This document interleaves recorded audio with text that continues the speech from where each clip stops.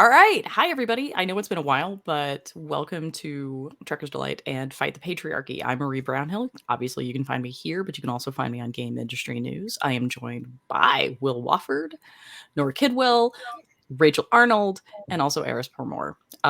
New face is going to be Rachel Arnold. She is with Nora on what podcast, guys? We are on Bon Appetit Geek. You can find us on the YouTubes. We take all of our fun, geeky shows and video games, and we make food recipes from them. I like food. Awesome. Great. I'm eating it. I'm going to tell you guys right now, this is not going to be a fun, lighthearted episode. So if you're not in for that, you might want to give this one a pass.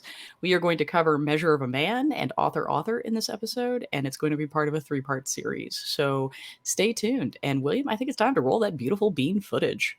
In 3, 2.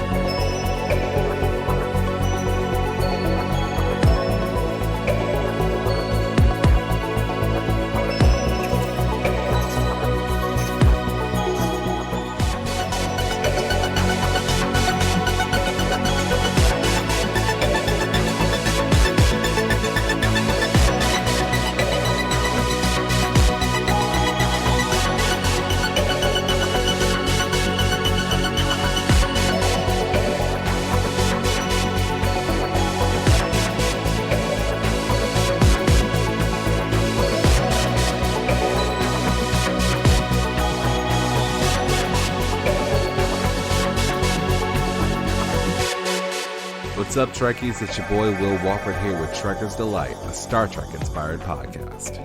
Before we get started, we're going to give away $100, so make sure you like, comment, and subscribe to our channel where we will announce the lucky winner every single week. Now, welcome to Trekker's Delight.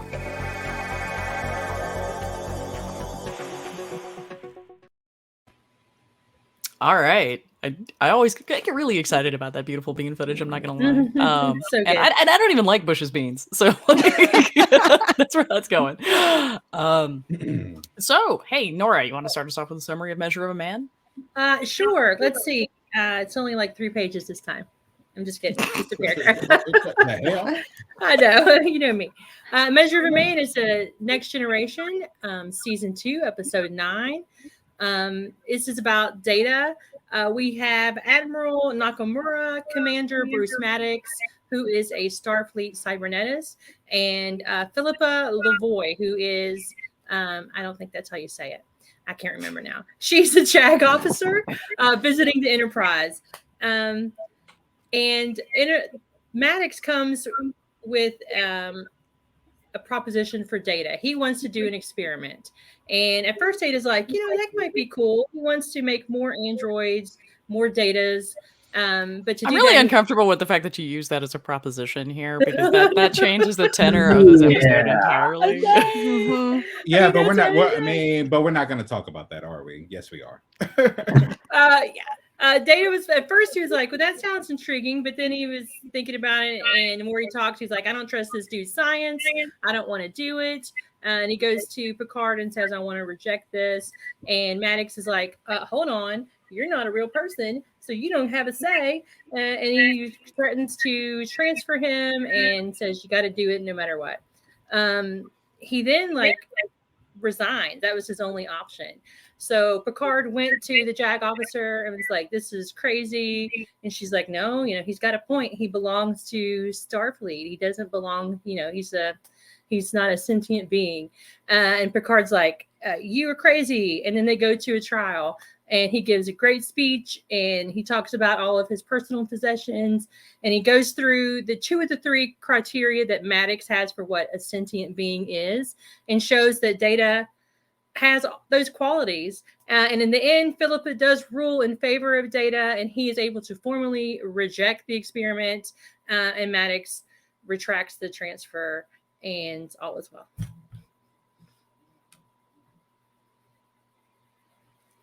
that's literally the shortest thing you have ever done. I know. That one time I had like 4 pages and I was like, okay, I gotta, and it was directed by this person and this dude had blonde hair. Right. Nora is like a chronic over preparer, which we take shameless advantage of because none of the rest of us are. So if I missed The anything, rest of us are like, hey, didn't we watch this episode when we were like 13 or something? I kind of remember what happened in it. Guys, see, it's all new to me, so I have to remember. You're making me feel my age. I'm gonna need you to shut up. Oh, now I gotta go. I'm gonna need you to shut up. I stare in Gen X. Right. Stares in Gen X. I love it. It's okay. It's okay. So I'm gonna let you Gen Xers have that. I'm the only Whoa, one. I'm a Don't geriatric millennial, motherfucker. Yeah, Calm down. same. Calm down. what God, did she say? Did she say? God, I she will said never she- get this. No, oh my God! Eric said, "Bitch, what she said." Right? I feel a little offended, but it's okay, y'all. It's okay. I'm Hey. loving this energy. I'm All loving right. So, what is the real big deal about this episode, guys? Like, why is this so important, and why is it so important now? Well, I think we kind of hit on the first thing before Nora even got to her introduction. Maddox's approach to this was not so much a proposition as, oh, hey, we're going to show up and take your android and take him apart and see how he works so we can make more of him. With a very distinct likelihood that Data, as he is, would not survive. Right. Like, let us not forget that part. Right. The procedure was extremely high risk to Data. I like when the part where he said that even though you can restore my memories, you won't give me back that essence of what it was like to experience all those things. And that's why he was like, get away from me, crazy person. Right. Basically. Because like the positronic matrix that Maddox was developing just wasn't far enough along. And so Data's argument is that he at that point he would literally be just a collection of files and he would not be Data. And so this becomes a question of first impression for the Federation. Right? And hey Rachel, you want to explain what that means? Yeah, sure. So I'm gonna throw you under that bus. there goes the bus right over my face. No, a question for a first impression is just kind of a legal term that means basically the law of the land or the law of the Federation or the law of wherever we're talking about. In this case, the Federation hasn't decided that before. So there might be gray area in the law, or it might be something totally new, as in this case where we didn't have a race of people, a race of Datas at that point to determine, what is their status? Are they considered people? What rights do they have? So that's all that means is somebody had to decide that, make that initial decision for the law that it then build on and expand on from there. That's what first impression means. And I want to really touch on that because one of the things I really want to know is like why this had to be decided this way. Because generally speaking, we approach somebody else, right, with the understanding that they are a person, that there are certain inalienable rights, as it were. But for Data, the assumption seems to be the converse, actually, in the sense that the entire proceeding actually runs to, we have to prove his sentience first before we can even start talking about his rights. I know Peta's done this with Shamu. It didn't work out well for them. It worked out a lot better for Data in this case. But I find that question really interesting, that the idea is that the government gets to decide who's a person. Interesting, crazy. All right, tell us about the crazy, Nora. Why? I mean, first of all, who is the government usually made up of? Usually old white men. And why? Who gives them the right to say anything about personhood? I don't know. I can't really explain it. It feels crazy to me that old white people get to tell somebody if they're a person or not. Yeah. Right? And Eris, this is right up your alley. Like this is literally your lived experience now. Yeah, it kind of is. The idea that a bunch of Christo-fascist fuckers in Congress might get to sit around and Honest to decide God, I to- really think like we need to have a trigger warning for eras. I want to go back and change my old white people to what he said. She said. my Sorry, existence is a trigger warning. No. Anyway, yeah, that at any point in time now, going forward from the recent Supreme Court ruling, government officials on the Republican side could come along and say, oh, hey, you are no longer the gender you've chosen. Because you decided to change your gender, you are no longer married to your wife. So, yeah. Wait, that's a real thing? Yeah. I mean, yeah. If they decide to throw out same-sex marriage, they could very easily decide to just undo every same-sex marriage that has been performed under it since Oberfell. Now, there are quite a few people who say, "Oh no, they're not going to do that. They'll just keep any more from happening going forward." But who fucking believes them anymore at this point in time? They absolutely want to do that. Yeah, there's no consequences, so what's going to stop them? And I think it hits even more so for me because data is 6 out of them. Yeah, 6 versus 3. I'm crushing your head. Yes, exactly. Yeah, keep talking. Keep talking. I'll keep them coming. I think it hits more. It's even more so for me because data is an artificially constructed life form. So I can see why someone would at least want to find it necessary to have a philosophical debate about his personhood. Just like I am, and someone's going to drag me for this, I'm sure. I'm an artificially constructed woman. It's taking a lot of hormones here.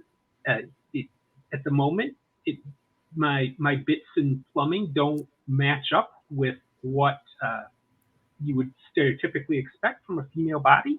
So, in a way, I'm willing to take that artificially constructed woman label and run with it here as this is something I've chosen to be, and my choice in that is at risk of being negated because a bunch of the aforementioned Christo-fascist fuckers are uncomfortable with it. And with this, none of us are going to be ever be able to run for office. I'm fine with that. That ship sailed for me a long time ago. I've said way too many things that will come that's back to haunt true. me. That's true. I was there. But yeah, it interests me, right? Like, I mean, because you're right, there is a certain parallelism here, right? I mean, you've decided that this is how you're going to present, this is how you're going to be, right? And for some people, that's less of a decision-making process than it was for you, right? Like, I mean, it's literally just absolutely. Like by no means by no means want to invalidate the trans people or the non-binary people who come out and say, no, I was born this way. I'm just saying that is not my lived experience. Right. This is a decision I came to. I could have gone through the rest of my life and been okay as a man. I just passed over my 1-year anniversary of. Congratulations. Congratulations. Thank you. And one of the big reflections for me on it has been how much happier I have been since I made this decision, which wasn't really something I necessarily expected to happen. You know, I kind of figured this was actually going to be very difficult, and there certainly have been challenges with it, but I never considered myself to be. One of the things that actually made it very difficult for me to eventually decide I wanted to transition was that I didn't experience the intense dysphoria or depression related to my assigned gender at birth that is commonly attached to a lot of trans stories, which made me feel like, oh, well, maybe I don't have this, like needing to be trans is a condition that you need to treat by going through a transition. So for me, it was much more so recognizing that no, this is what I want to do. And again, though, I wasn't even necessarily sure how much happier I was going to get out of it. I felt like I would be more authentic, but yeah, the happiness boost has been huge coming from it. And at this point in time, I have lost track of what my connection to the episode we're talking about was. I love it. Which is fine, right? Like, but we were talking about being an artificial woman and how that impacts, the whole discussion about whether or not you have the right to make that choice. And there's a certain, in light of what's going on, there's a certain question about whether or not the government can make that choice for you. Do they have the power? How do we set it up, right? I mean, did we set it up to confer that level of power into the hands of the government? And just a thing, by the way, like, we're all Americans, so clearly we cannot speak to other nations and talking about like this level of government philosophy. But Nora's question is apt here. Like, who gives the government the right to make that decision? Did we surrender that as part of the social contract? Did we not? Our privacy laws seem to imply otherwise. Rachel, you got a thought? I think I have a lot of thoughts, but they're not quite coherent yet. But I'll try. That's all right. We're all drinking. It's fine. Exactly. So I think we did surrender a certain amount of it, and I think there's a certain amount that just comes with signing up for a government. Essentially, in order for a government to govern, they have to determine who its citizenry is, and sometimes that means deciding who's a person. The problem with that is the government isn't necessarily the best equipped to make that decision. So I think that we've set ourselves up for that in constructing the government that we have. But I don't think it's a good thing necessarily. Not who we've got. And this could have been very serious for Data, right? Like, bringing it back to Star Trek. Because the Federation clearly operates on a precedential basis. So if the Federation had made the decision that Data wasn't a person and yanked him, that would have been it. That would have been it going forward. That we would never have gotten that whole Lol story. Like, Lol would have just been, in The Offspring. She would have just been taken because she's a thing, not a person. Mm-hmm. And one of the things I really love about Trek is how it pushes that envelope, because we've had Data, we've had the Doctor on Voyager, we have Zora in Discovery, just asking this question about what is personhood, what is sentience, like, how far does it go, and how do we make that decision? And I think Trek really comes down on the idea that we need to do this with intellectual rigor, for sure, in as much as season 2 is capable of providing intellectual rigor, let's be real, but with compassion as well, which I think is a very important element here. Because let's talk about Riker for a second and how torn he's been with this whole conversation. Yeah. Who wants to take that one? Who wants to go under the bus? I'll throw myself under the bus. Okay. Awesome. Go for it. I think Riker was put in an impossible situation. It was definitely a damned if you do, damned if you don't. He didn't want to make this argument. He didn't believe that argument, and he made that apparent. He believed Data to be a person. He didn't want to make that argument. But it was pretty much completely thrown in his face that you make this argument and you make it well, or we're going to decide he's not a person regardless. So, his hands were completely tied. And I think he was left in an impossible situation. I could go on a whole other tangent about the ridiculousness of how that entire hearing was constructed and conscripting these random people to be lawyers. But right? That sort of invalidates our literal training, by the way. Like, I remember watching this as a kid, I'm like, oh yeah, that's fine, that's cool. And then later, after going through law school, I'm sitting there like, yeah, fuck this noise. Yeah, I'm like, how?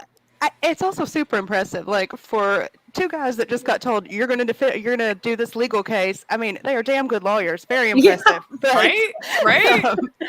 There's some precedent to pressing a captain into the role of being a legal arbiter, at least before the era of mass of instant communications that happened with captains pretty frequently, I think.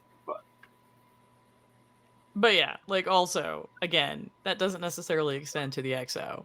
However, William, I think, has a whole can of worms to open. So, to you, my dude. Here we go. Strap on. You need to unmute yourself, buddy. Yeah, you're muted. Sorry. Okay, so remember I said I don't actually believe this, but I feel like because this is a show, there might be certain questions that need to be addressed. So everyone, caveat: William's not this much of an asshole. Just so we're clear. You should put that in the description box down there. Right. William is not an asshole. No. We're not going to go that far. We're literally just going to say William is not this asshole. Just make it clear. Drink rosé out of a beer. Okay. Now, so an interesting point was brought up in terms of Riker. So I actually have a question as terms of the metaphor as to which group of people Riker may represent. There have been many instances and I'm speaking towards Americans specifically, not the rest of the world and them laughing at us right now. But there are plenty of instances in terms of politics where those that don't actually believe what the far right wants to believe, but they feel like their hands are tied, so they have to make certain decisions and certain actions. Does that parallel with what Riker had to do, even though he didn't want to do it, or are those two completely different things? So for me, right, I want to take that out of the political context. For me, what Riker is, especially since I know a lot of public defenders, is that Riker is stepping into the shoes of basically the PD, who may or may not be in a situation where, or even defense attorneys generally, right, in a criminal context. These are people who literally have to step in and stand up for people who may or may not have done some pretty horrific things. Right. And they have to do that, with rigor and with conviction. And if they don't, our entire system crumbles entirely. They are literally the last they are the last vestige actually of protection for a pretty disenfranchised group of people. I'm not speaking of mob defense attorneys here, by the way. That's a different issue. I was going to say, is this, are you saying that, and I'm trying to interpret this correctly because you know law way better than I do. Is this a situation where it's been a hot minute? I mean, hey, it's like if you cannot afford a lawyer, one will be assigned to you. Is it one of those situations? I think not. I think that's not entirely, like, we're not going to get into those protections here. For me, and Rachel, feel free to step in. For me, this is very much a situation where Riker was in an impossible situation, but like Riker had to do this in order for the system to continue. Right. Right. So because it's like indigent appointees, like being appointed as counsel for an indigent, doesn't really happen when your client is the Federation. Can you elaborate on that? The client is the Federation. So we're like, Riker is stepping into the prosecution. Right. Cards the defense. So Riker is in this case representing the Federation interest. Wanting to replicate. This is a case of being forced to prosecute something you don't believe in, rather than defend something you might not believe. That's an interesting question. This is asking this is like asking a DA to go after somebody they know is innocent, which a lot of is innocent. And that's why prosecutorial discretion exists and is nearly inviolable. Also, it's been a hot minute since I did anything with respect to criminal law. So again, Rachel, if I'm wrong. No, you're right. I think that there's an interesting caveat there with prosecutorial discretion, and that is sometimes if you are an underling prosecutor, you're not necessarily the person that gets to make that use that Right. I discretion. mean, And so then political ramifications aside. yeah, so then it is, I'm a underling here. I have to and you might find yourself in a situation like Riker where you're prosecuting this thing that you do not believe in, and it's, I think, for most of us operating in the U.S. today, then it comes down to I don't believe in this, so it's whether or not I want to keep this job. With Riker, though, I think it was a worse position because even if he had resigned, the effect would have been the same for Data. That decision would have been he would have sealed his fate. So there's a little bit of a distinction there, I think. I think that since we did just bring up prosecutorial discretion, that's frighteningly relevant to what's happening right now, too. I live in Wisconsin. We had a trigger law go into effect as soon as the Supreme Court overturned Roe v. Wade. Same here. So here too. Yeah. Kentucky. And we have Not here. I know. We have green chili and reproductive rights, at least for now. And so what we've immediately seen here is both our Democratic governor, Tony Evers, saying that he is directing every prosecutor and law enforcement agency under his authority to not go after abortion providers or those who seek it. In my own county, Dane County, the capital where Madison is, the Berkeley of the Midwest, we like to get derogatorily called sometimes, has already come out and stated that they aren't going after anybody either for either providing or seeking abortion services. So just a little side note here, I guess, about how prosecutorial discretion is important and the role it can play in what's happening in America right now. And that's gonna be a party because someone's literally going to sue them for failing. Mm-hmm. Yeah. So, and then that unfortunately is gonna be an ugly, ugly mess. Yeah. Well, yeah. Well, and isn't that one of the reasons why Texas crafted that stupid bounty hunter law like they did to allow citizens to file the suit? I'm just gonna say Texas is Texas. Exactly. And they were literally like, well, we got us some bounty hunters that need more to do. Right. But yeah, in a certain sense. And also making it doesn't that law also I'll admit I've never practiced in Texas and would not practice in Texas. I try to I don't want to shit on the entire state. But they also elect Ted Cruz. Nice, I hear. So there's that.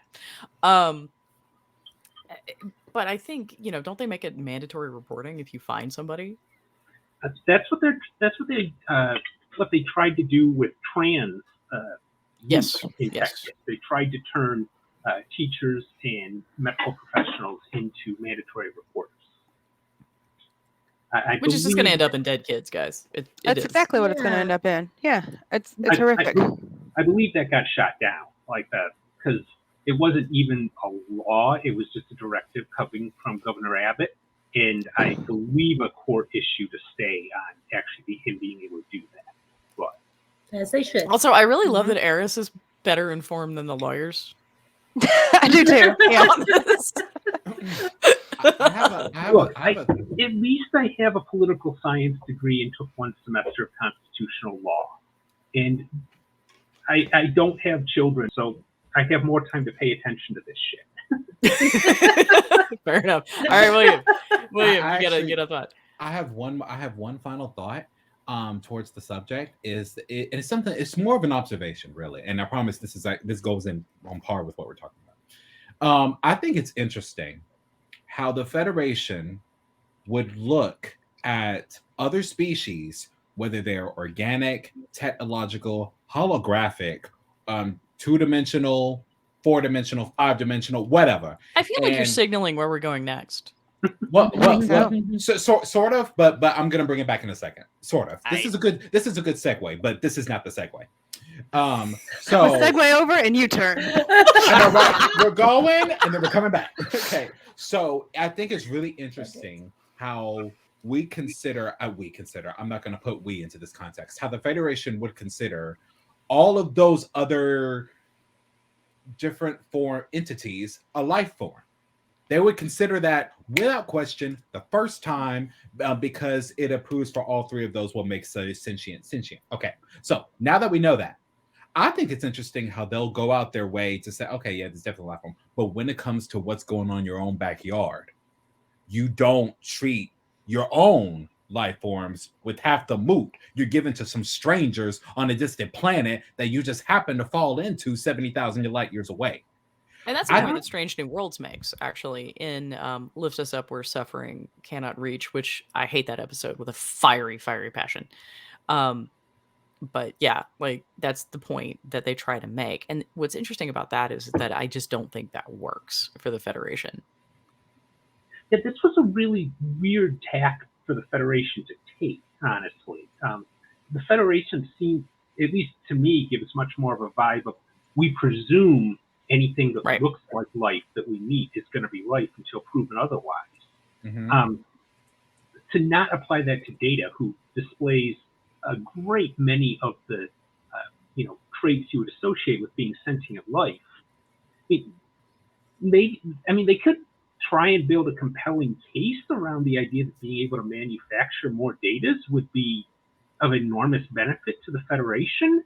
But I think it's significant that they also try to take another crack at this particular apple as well with the offspring. Yeah, and the thing is, and this is what this is where I make the segue. And the thing is, I know we're here now. So the goal was to replicate a fistful of Datas. Okay, that's just they're trying to make more Datas, and which in turn led to the slavery component, which we're not bringing into this episode. That's episode 3 of this part. That's part 3 of this sequence. So they're trying to replicate Data, right? They ended up in theory. Well, they ended up succeeding with the Mark 1 hologram. Right. Now, the reason why our EMH didn't get the short end of the stick was because everybody, we are now shifting to Voyager and author. Yes. It's because he was 70,000 light years away. Now he didn't know that they were even turned into minors until was it Arthur or Prometheus? Which one was it, Marie? I think it was Arthur because they got a hold at the end of the episode. They get a hold of Photons Be Free. However, I really think this is going to be a question for Nora, who has once again fallen on this sword of doing the summary. Yes, woohoo! Author is Voyager, season 7 episode. Now, Memory Alpha says episode 20, but where I watched it on Amazon Prime, it said 19. So I'm going to go with that. For this episode, Doctor creates a holo novel called Photons Be Free. And he invites Tom Paris to take a peek. He didn't really like it. He kind of felt attacked. It was kind of like he thought that the Doctor was making fun of the crew, and he didn't like how the optics looked. And the whole Janeway and the crew pretty much agreed with that and asked him maybe to take a second look at it. So he did. He went to his publisher. He said, hey, my friends are kind of mad. I need to make some revisions. Can we not publish this? And the publisher's like, oh, yeah, sure. I got your back.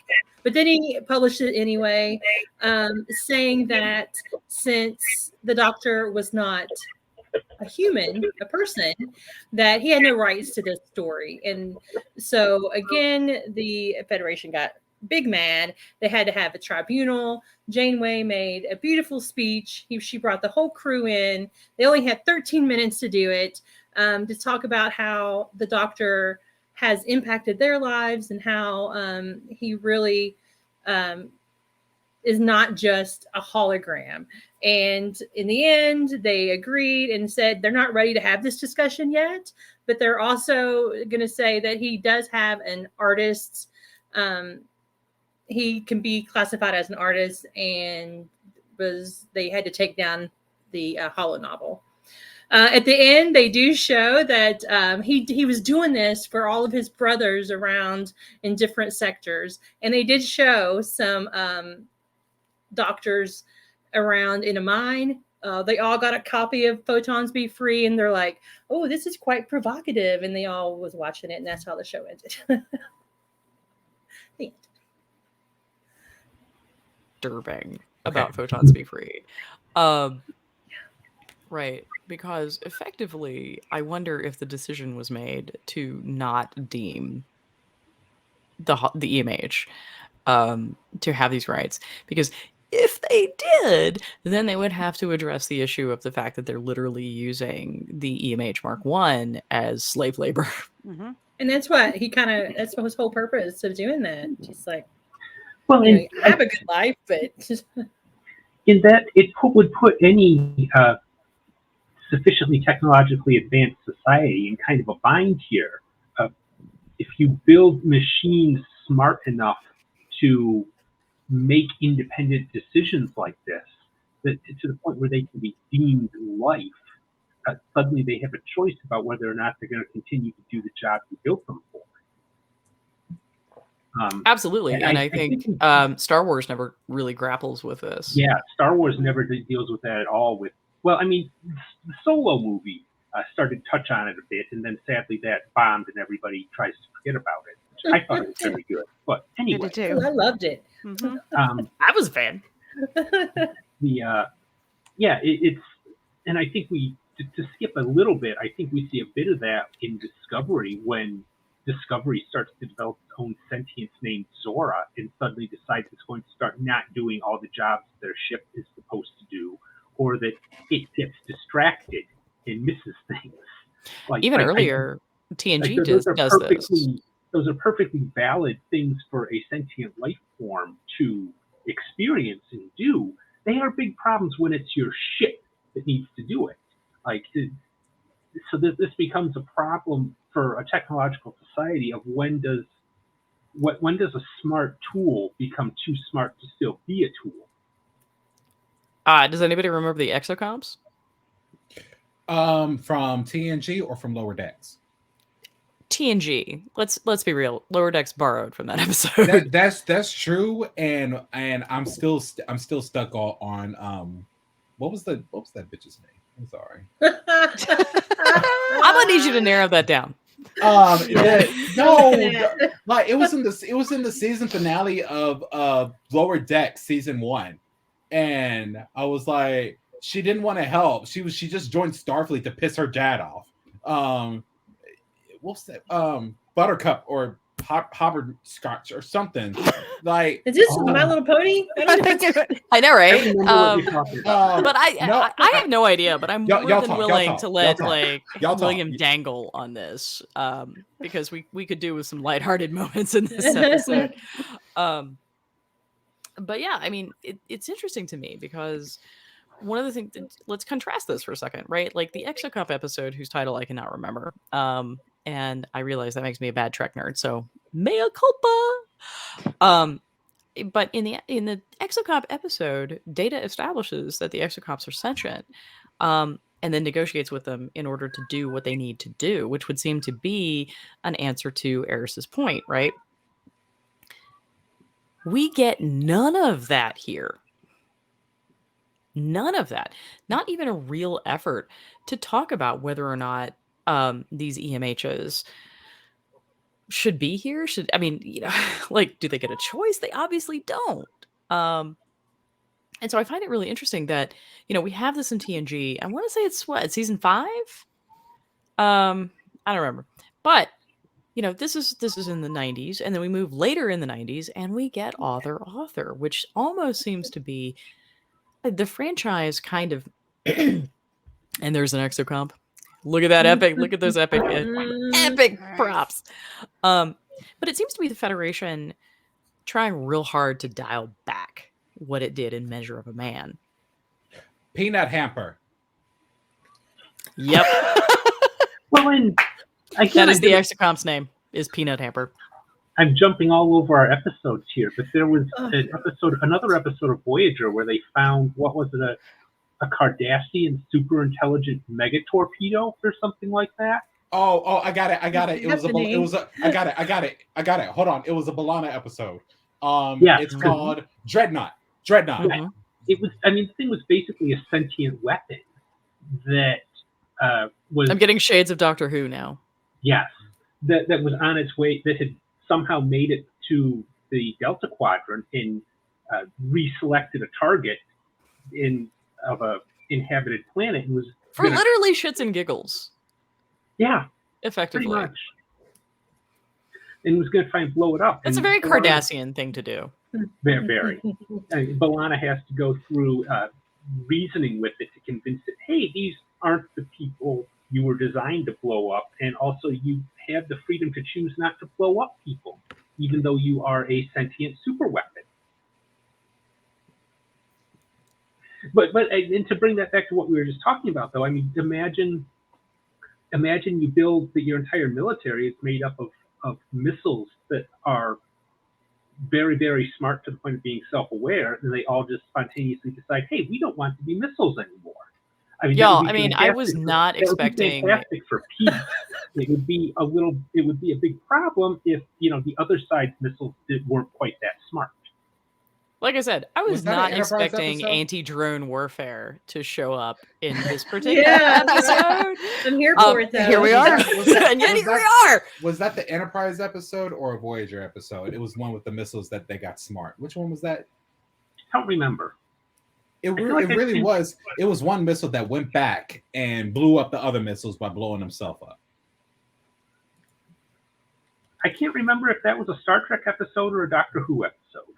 No, I feel like no, he's right. It's a Star Trek episode. Because Doctor Who never, well, until recently, didn't have the budget to do that. Right. Well, I mean, Eris, I thought that's what you were getting at. But because there was a Trek episode. Isn't this Dreadnought? No, Dreadnought was just that one. This was actual missiles. Then that might actually be Enterprise. I think that was Enterprise. That is Enterprise. That sounds like Enterprise. I mean, I vaguely remember the episode. So. I mean, that's more forward thinking than Enterprise usually gets credit for being. Yeah. Just throwing that out there. I mean, Enterprise did a lot, and it's like, and shout out to all of the shows for giving props to Enterprise where props is due, because it got the same acts that original series did. And that's that. Now that's the truth. That's the truth. But anyway, we have 18 minutes left. So we do. So we think we're doing great. Let's come back to Arthur. So I did.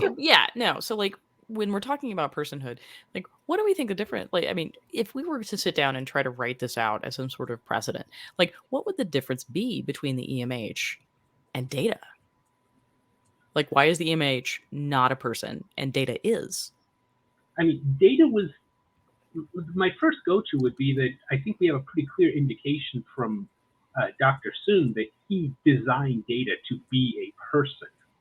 Whereas I literally think it's the moment where everybody's like, "Why do you have a picture of Tasha Yar?" And he's like, "Because we fucked." That is exactly yes. It's very much it's like a record skip moment. William gentlemanly about it though. I haven't. So William, in case you didn't know, records were really large CDs. I know what a bloody record is. Okay, record as the Americans would say it. But listen, no, okay. So I have records. Okay, thank you. So to answer the question, we both consciously know that they are both sentient beings, but I can tell you why the Federation would interpret Data as a person over the Doctor. Here's the thing. The Doctor was created by the Federation. Data was not. Data was found almost the same way Saru was found. Almost. Like someone came, brought him in, he joined Starfleet to try and fit in, moved on with his life. So that's just a cut and dry. Does it matter? Why does that matter? No. Okay. So again, this is from the perspective of the Federation. It shouldn't matter.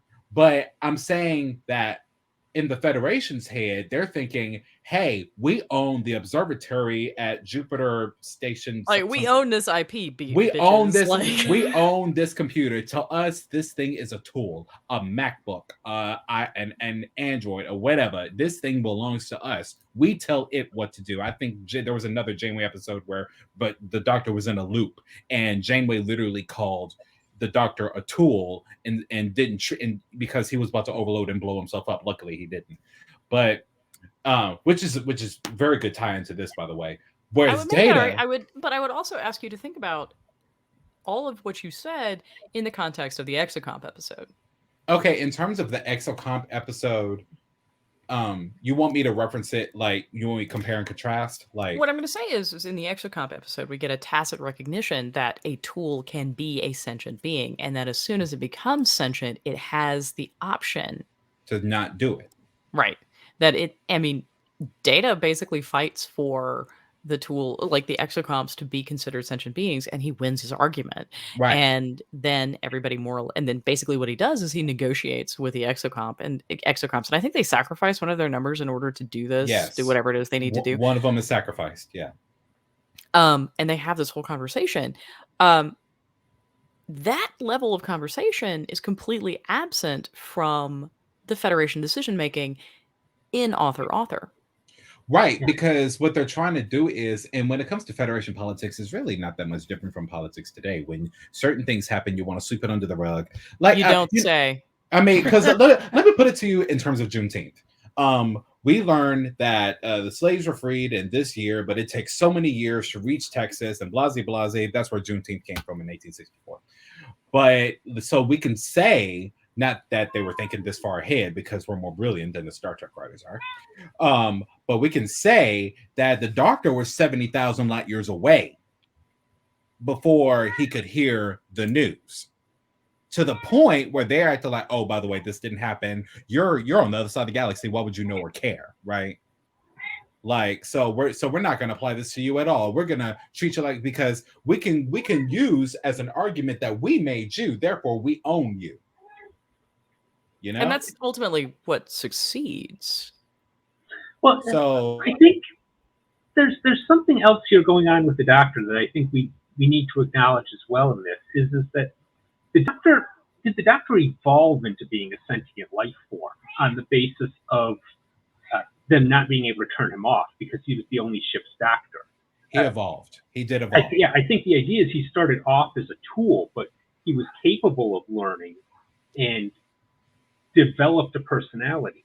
To tie in another franchise, which I obviously talk about a lot behind me here, that some droids in Star Wars get a very similar narrative that they're basically just tools, but if you don't wipe their memory, they start to develop very distinct personalities, which is how R2-D2 became like he is. I mean, that droid, like over 100 years, never got wiped, which is how... Dude, I am literally convinced that R2-D2 is a lesbian. I'm 100% convinced. I will... So anyway, yeah. So here's the thing. I can get on many things. Okay, let me bring it back. Okay, I can get on many things, but we're gonna... You're grounded. You're not coming back next week. I know, right? And you're done. We're bringing Star Wars into this now, like. But think about it. Like, seriously, R2-D2 is good with tools. Everybody calls R2-D2 when they need shit done. Like, I mean, R2-D2 likes to stir up shit. Turn everything on its head.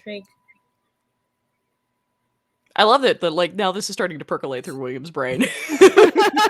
y'all, here's the thing. After the last LGBTREK episode, I have come out of rehab just fine. And did you? I did. Like, it was a good story. Thank you for listening, by the way.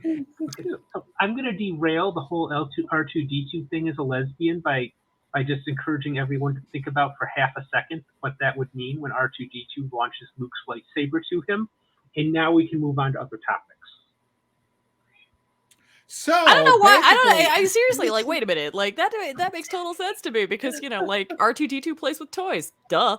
I literally thought that R2-D2 was a dude because at the end of the day, that little thing sticks into the thing and, like... Honey, I'll explain to you how we work around that. I will. I'll explain that later. A little thing that can stick into things. Are you trying to call me a dude? Because that's a hate crime.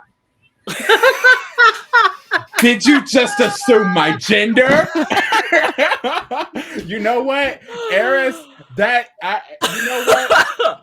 Okay. One Eris. That one Eris. I gotta give it to her on that one. That you ate that. That's good. I'll drink to that. I ain't mad at you. Okay.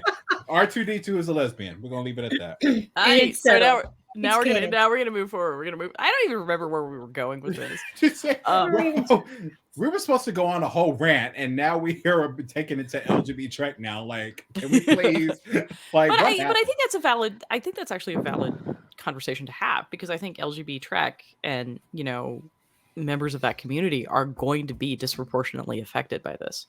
Yeah. And are going to Yes. be disproportionately affected by the whole conversation about whether or not you get to live the way you want to live. Can we Absolutely. for 2 seconds have someone explain what exactly happened as of yesterday of this recording, because we never actually said it. Dobbs overturned Roe v. Wade. Yes. Okay. No one actually said it. Like, Leave it to the lawyers. Right. Yeah. Leave that to the lawyers. So yeah. So okay. So between I have a question for everyone, and it's not a stupid question. Between both episodes that we discussed here today, which one did you think was better in terms of representing the sentience rights for that episode? Do you think they hit the mark on it?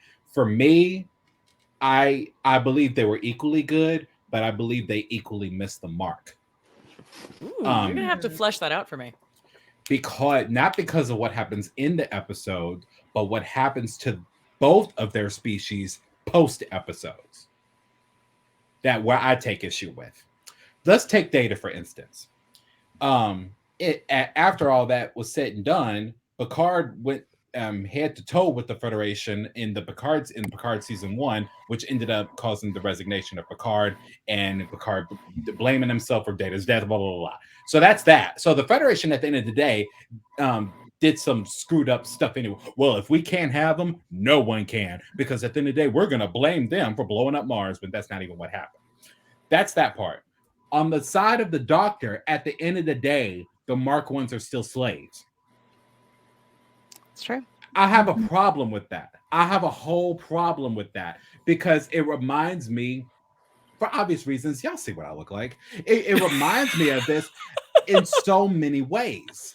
And I take issue with that. It's just like, yeah, I'm okay with the whole civil rights issue of, doing it one person at a time, but you're basically saying, hey, you're just a unique individual. You are a house. So we're going to let you pass. We're going to give you some rights. We're going to let you flow on through. So yeah, for these episodes, I think they equally hit it on the mark, but missed it in terms of putting it into effect. I actually think author is worse. To piggyback, I think so too. I agree. If I can piggyback on something Will just said there too. One of the things we've seen a lot since the SCOTUS leak put the overturning of Roe v. Wade back on everyone's radar is people talking about trying to provide justifiable cases for abortion, like ectopic pregnancy or rape or incest or things like that can bring sympathy to why someone with a uterus might choose to get an abortion. I'd be dead. And in some ways, the Doctor is sort of analogous to that. He's a unique. His story as a Mark I medical hologram is very unique. His is different than all those other Mark I's who don't have this incredible tragic backstory behind them that denies them their rights, whereas his are recognized. And I think we see that a lot too in interviews that have happened with anti-choice women who think that, well, if it happens to me or someone in my immediate family, it's a special circumstance. There's a reason why I personally deserve an abortion that no one else should be entitled to. I think that's actually closer. That's actually closer to what we get in Ghosts of Illyria with Una asking. I mean, the episode ends with Una asking, "When is it going to be enough for me to just be Illyrian?" As opposed to the EMH. And the reason I say this is because I think the EMH does a really great job of underscoring how unimportant the story is. Because all of those EMHs are fascinated by the story. They're clearly expressing is, sentience, preference, blah blah blah. And so the question like Una asks is, when is it enough to just be sentient? When is it enough to just be an EMH? And I think the Voyager episode is very clearly signaling to us that the Federation gets it wrong here. Yeah. Well, they even say, I mean, they make it a point to say that they're not even ready to talk about this yet. They don't want to, he doesn't want to be the one to make any kind of announcements. And that was exactly the point I was going to make, is that I feel like they dropped the ball. Like, they had the opportunity, Right. and it's so much like what we see in the real world, where courts have the opportunity to define some rights, to do some things, and instead of doing that, they take a half measure and, well, we're not prepared to answer that today. We're going to carve out this one little case. And that's what they did there. You could have made a whole set of rights. You could have helped all these EMHs that are stuck in the mines, but instead of doing that, we just punted. And we see that so much in the real world. And it's so frustrating. I think too, another thing to draw an even more depressing connection to what's happening right now. Does the state have a compelling interest in making the decision it's making? And here the Federation actually comes off a little bit more sympathetic, I think, than the United States does. I think you can argue pretty easily that emergency medical holograms are a net good for just about everybody in a world where they exist. It's like, oh, hey, magic doctor, go. Whereas a substantial part of overturning Dobbs has the court chose to make it the desire to produce more adoptable babies. One of the justices, I think it was Barrett, actually even wrote that there's like a market crisis in adoptable infants. And I know they're difficult to find. I know enough people who are who want to do infant adoptions to know how difficult that is, and that it effectively is a market right now, where you are basically buying a baby from someone. Yeah. But that's being presented as an interest of the state in these. And the thing that they aren't saying out loud, but that is very present in all these, all these white people and their one. I'm not going to say it about Clarence Thomas, but you know what I'm thinking.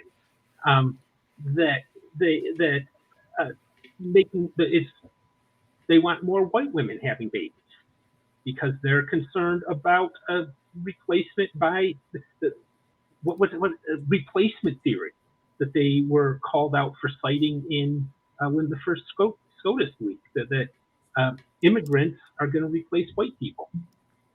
And also people who are not necessarily black, but who are, primarily, Latino descent is primarily what the racists are fear mongering about here.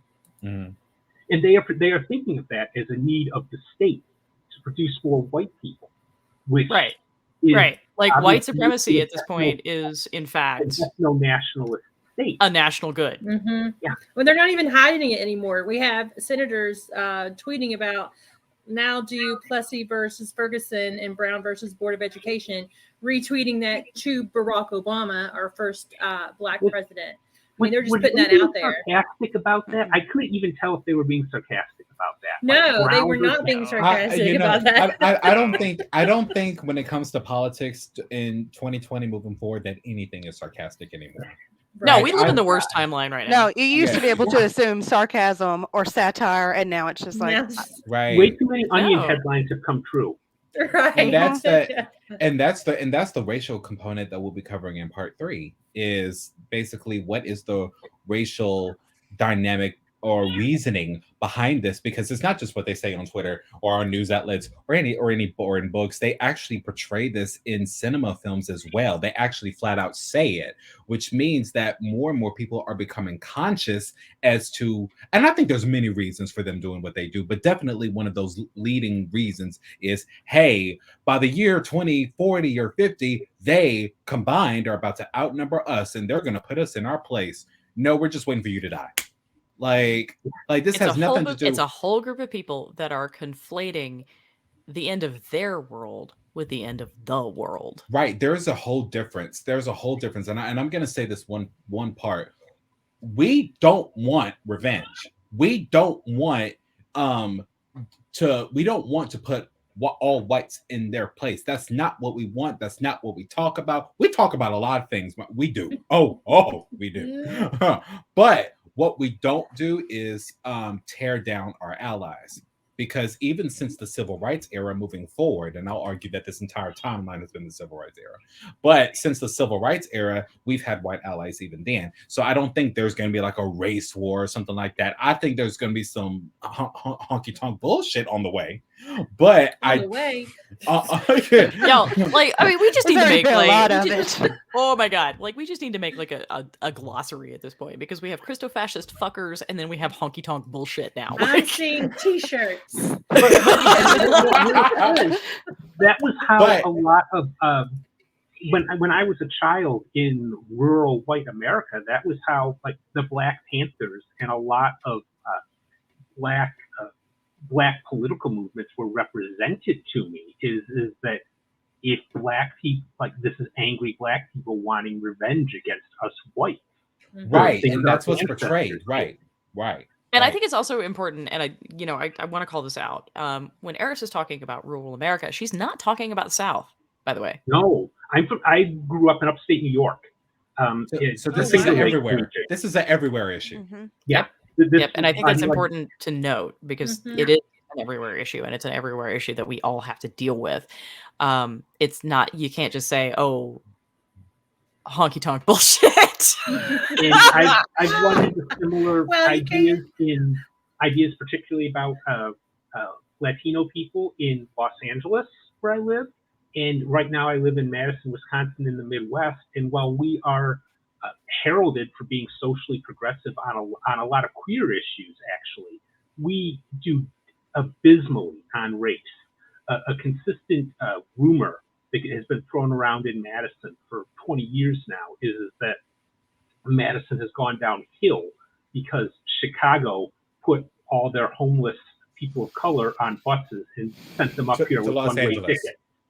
Which, first of all, is not true, but also is what even like white people who think they are well-meaning would say happened when we had an explosion in population of low-income people of color, and some of our crime rates and drug rates went up around the same time, and people drew those connections and blamed the people of color rather than looking at the failures of our own system that allow these situations to occur. As interesting as this is, and I think it's interesting, we are actually going to expand this discussion and talk a little bit about it next week. So I don't want to run out of stuff to talk about, in as much as that would be possible. Right. Right. But I am going to end each one of these broadcasts with, which I think what I happen to think is one of Picard's greatest speeches. Okay, well then before you end the broadcast, I'm going to have my own ending to the broadcast. Anya would like you to know that none of your human problems matter, because you are all inferior to the great cat race. And if you would just give them, we all exist just to open snacky cans for them. Right. And as soon as we learn our place in that regard, the world will be better. I mean, I love it. Like, I mean, seriously, like, I mean, we get that eye glare every time she moves the cat. It's, yeah, it is not helping Anya to be anything less than demonic now. But I know, honey. I'm sorry. Now that we're wow, doing the you are cat, spicy now. So this is great, actually. Now that I have these earphones, my cats can't hear your cats, and so they're so much more chill. It's fantastic. I mean, my kids are more chill. The cats are more chill. I just want to say, everyone noticed the cat eye behind Marie's name in the intro. Right. You can. There are more cats in Star Trek than there are dogs. Like, I just put that out there. Sorry, Porthos. Yeah. But like I said, I do want to wrap up with this particular thing, and then we are going to move into next week. I certainly hope everyone joins us for that discussion. I look forward to chatting with everybody. Leave a comment, like, subscribe, tell us what you want to hear. Tell us how this impacts you. Yeah. So one of the things that Picard actually says in an episode called The Drumhead, y'all knew this was coming. Y'all knew. Mhm. And not just because I told you. This But is because why this we was an have inevitability. actors in our show. Right.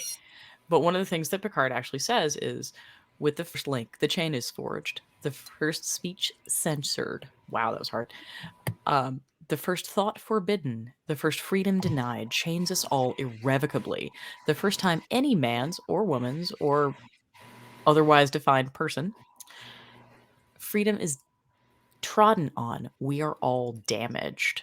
Mm. And that is what we are looking at, and that is what we are exploring in these 3 episodes. So thank you so much for watching.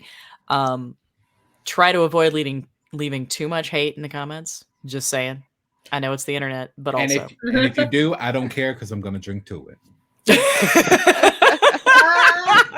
And yes, ladies and gentlemen, that is in fact a rosé in a beer glass because we are that classy here at Trekker's Delight.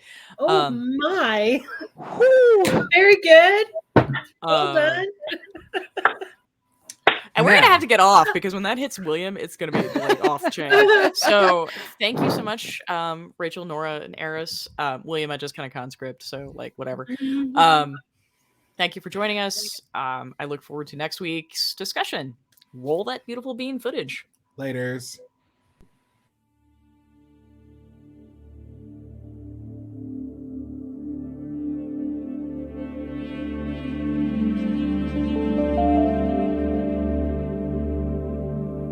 Now, again, I'm going to say this again because we're near the end of our show. If you are our allies, we are not talking to you.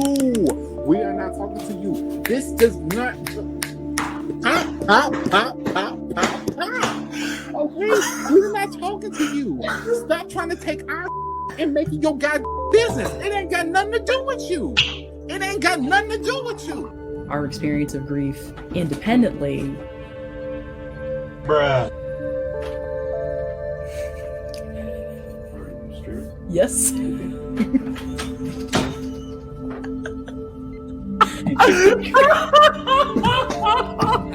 I love that they're in the comments. So much is like, I'm just reading the comments. Yeah. They should have brought their child out. Such a good point, Will.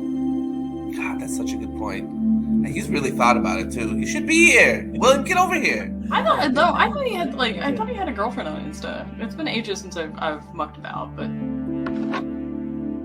Okay, moving on. Let's move on. we gotta